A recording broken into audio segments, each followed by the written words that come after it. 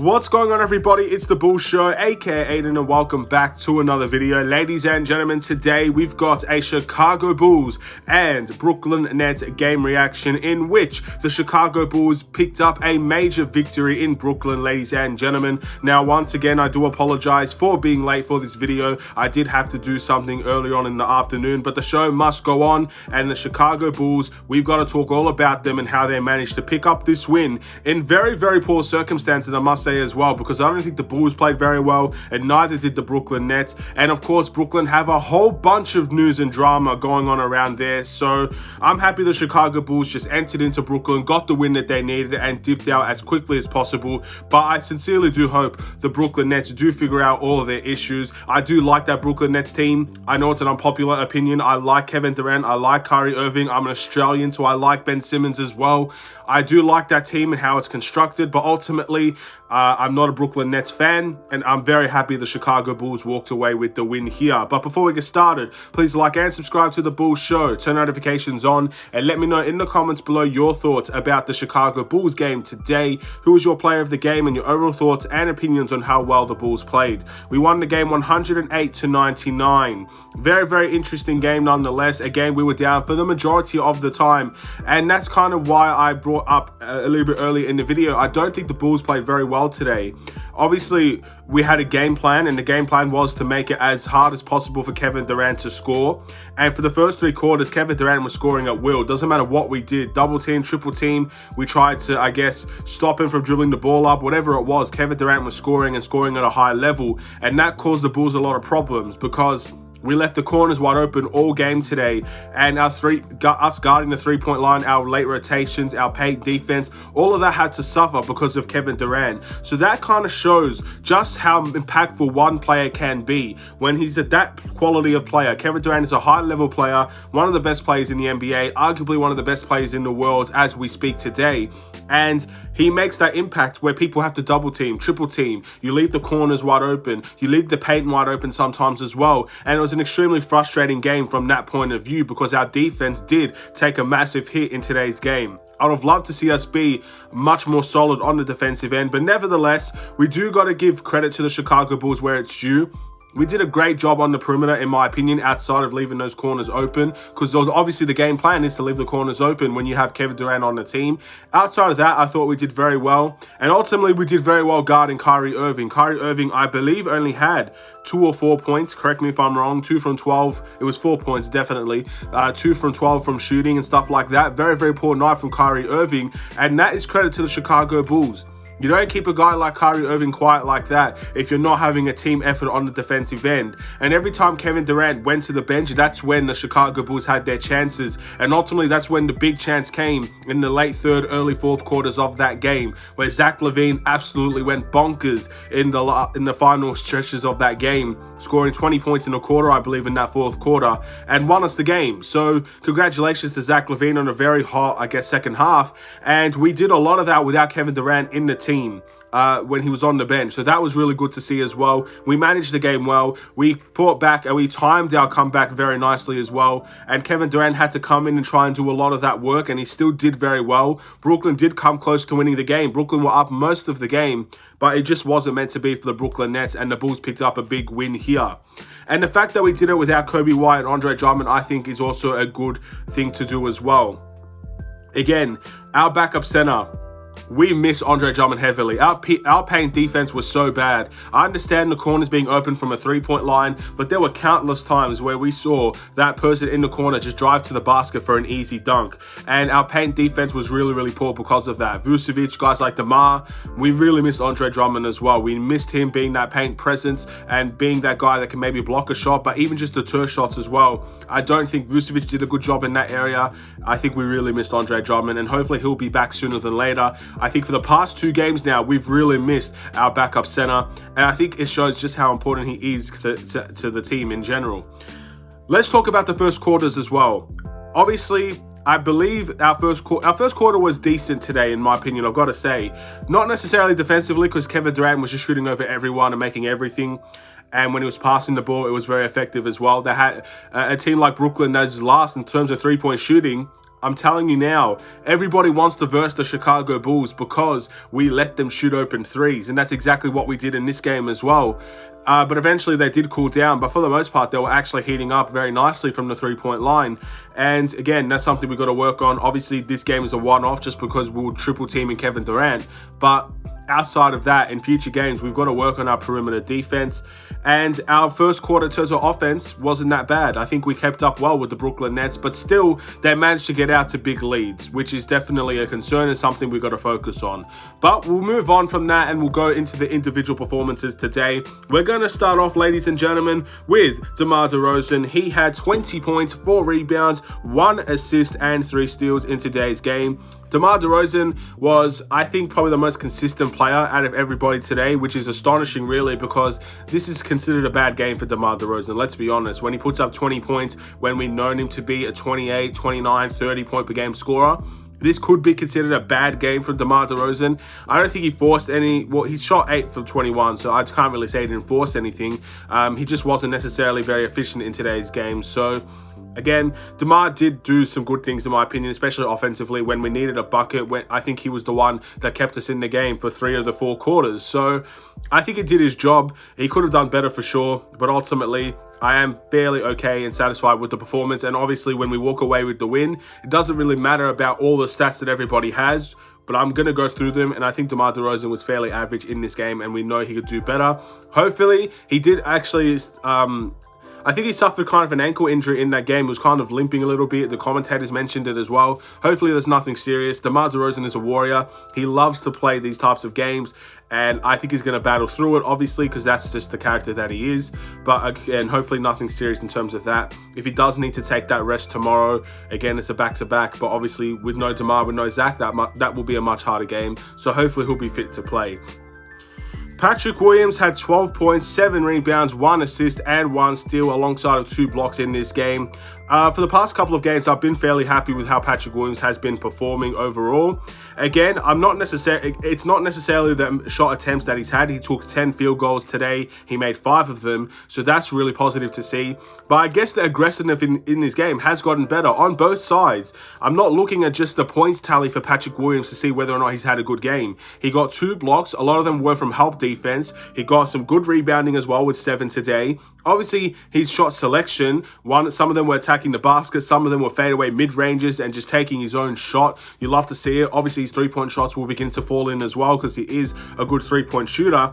And then again, he's just being aggressive on both sides of the ball. For the past couple of games, I have been fairly happy with Patrick Williams. I'm happy he's starting to work things out a little bit more.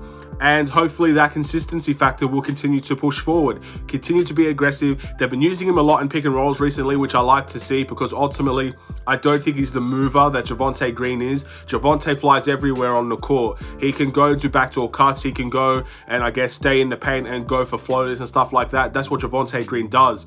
I don't think that's Patrick Williams' game. So put him in more pick and rolls. Put him in some pick and pops. Let him grab the ball and I guess make a play for himself and these types of things which we have been seeing recently. So, and again, there's some times he's just going coast to coast because he's physical enough. He just grabs the rebound and just goes all the way to the rim. So yeah, he has a lot of assets to his game that could be very valuable. So keep it up, Patrick Williams. I'm very happy with his performances recently. I know there's still more to come and that's what I'm looking forward to. It's been good so far. I still want to be greedy with Patrick Williams. I want Patrick Williams to just be the player that we all want him to be and we know he can be, and hopefully with future time he can be that type of player, but he's doing well so far. Then we go to Nikola Vucevic, 7 points, 15 rebounds, 2 assists, and 1 steal in this game, 3 from 8 from the field. Again, I actually do have a bit of a problem with Vucevic's game today because I thought the best part about his game and the best part about the Bulls game most likely was the rebounding, our offensive rebounding, our defensive rebounding. We're obviously versing a team that didn't have Ben Simmons in today's game, so that obviously adds on a couple of rebounds for us.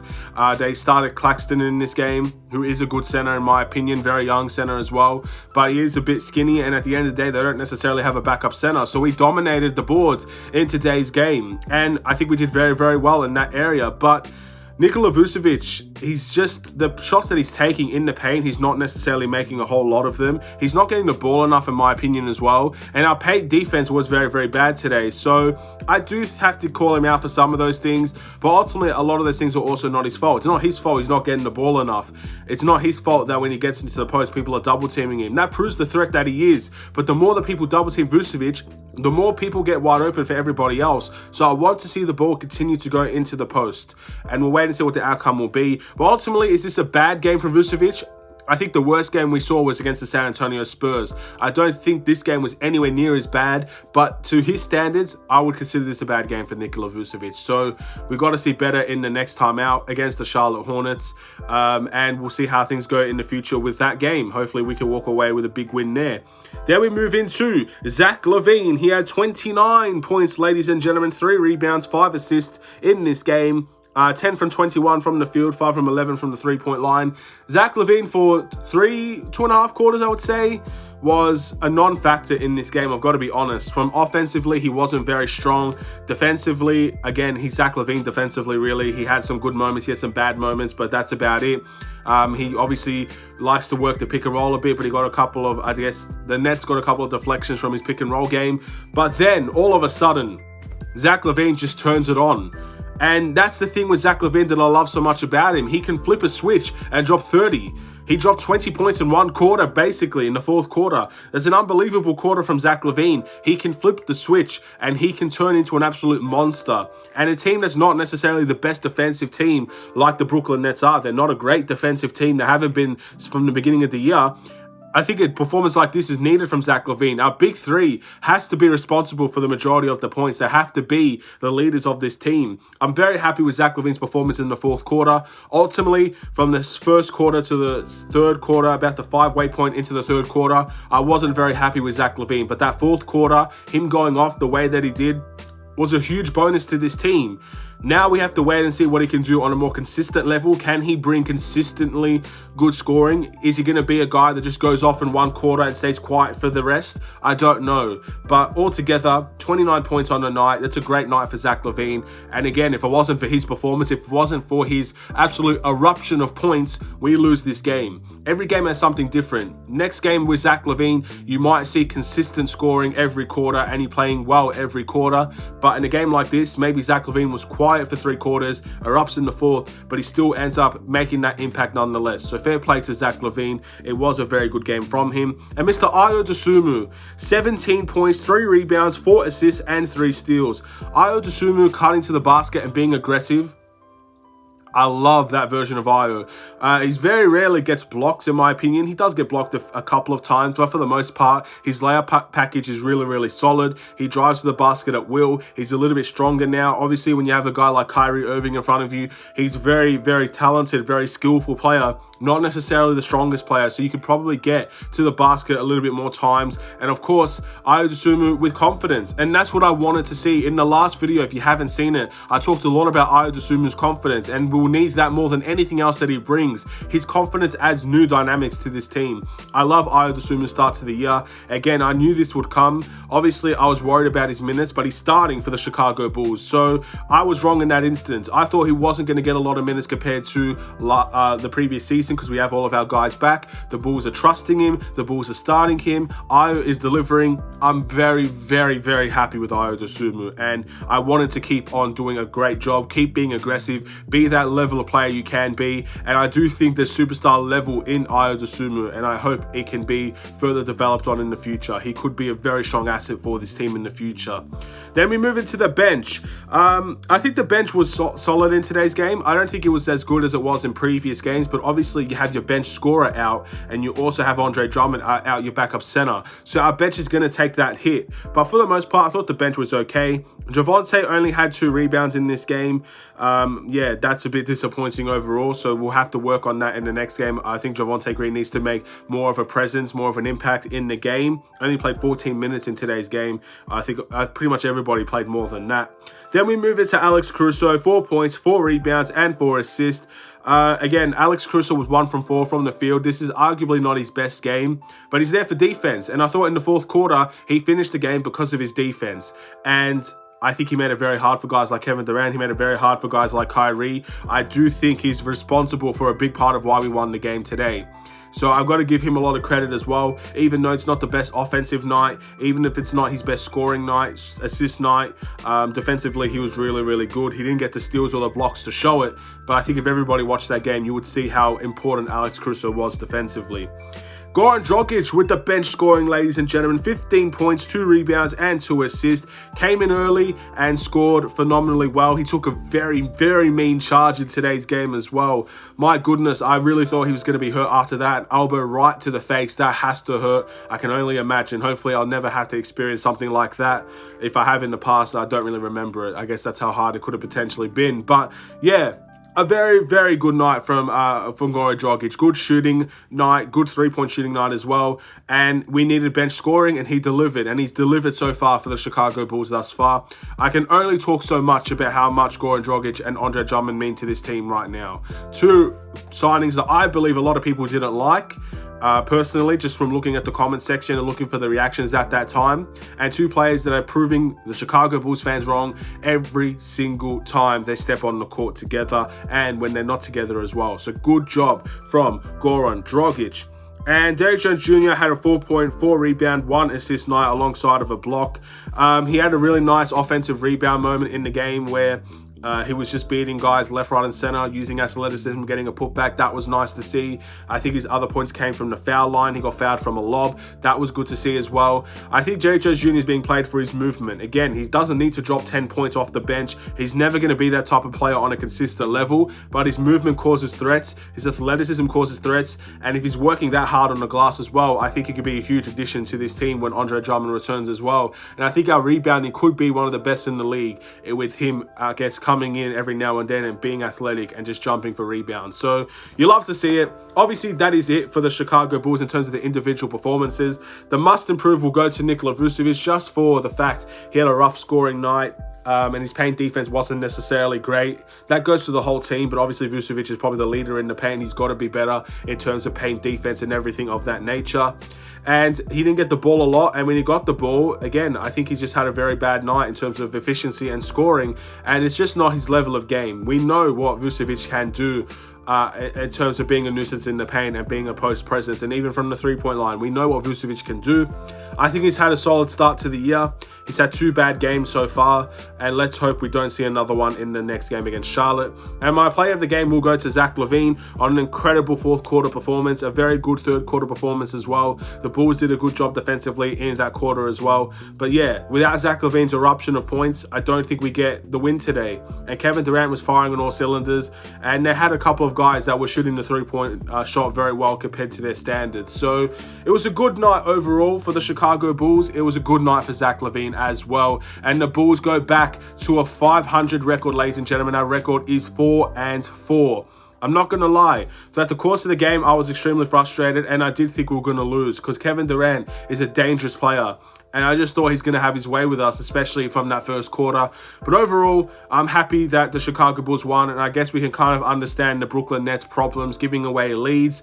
And obviously, their defensive woes have been a big problem for them. So we'll wait and see if they could figure it out, or if they're just going to be a team that, I guess, presses the button for a rebuild. I'm not too sure. But we got to move on from that game. Our next game is going to be against the Charlotte Hornets on the 2nd night of a back-to-back in Chicago. We know for a fact that Zach Lavine will most likely not play this game. So that is definitely an area where we can focus on. It's going to be obviously at our disadvantage. But Kobe White could potentially play this game. He also missed the game. We saw Io play today, so you're hoping he would play in the next time out. And I don't know the actual situation on Drummond. I'm hoping he's not out for a long period of time, but that's obviously the big question. Will Andre Drummond play in this game against Charlotte? If he does, I think this is a very favorable win for the Chicago Bulls. I think the odds will be in our favor. If we don't see Zach Lavine and we don't see Andre Drummond, I think some of the struggles we saw in this Brooklyn Nets game, we will see against the Charlotte Hornets as well. But hopefully, in the end, we still walk away with the win. I don't think LaMelo Ball will play this game either, so that's obviously to our advantage. That's their best player. But thank you for watching. Please like and subscribe if you're new. Hopefully, you enjoyed the video. A little bit of a long one, but that's usually the case when the Chicago Bulls win. And I'll see you in the next one. Have a wonderful and safe day. Stay safe, stay healthy, stay tuned for more. Take care and peace.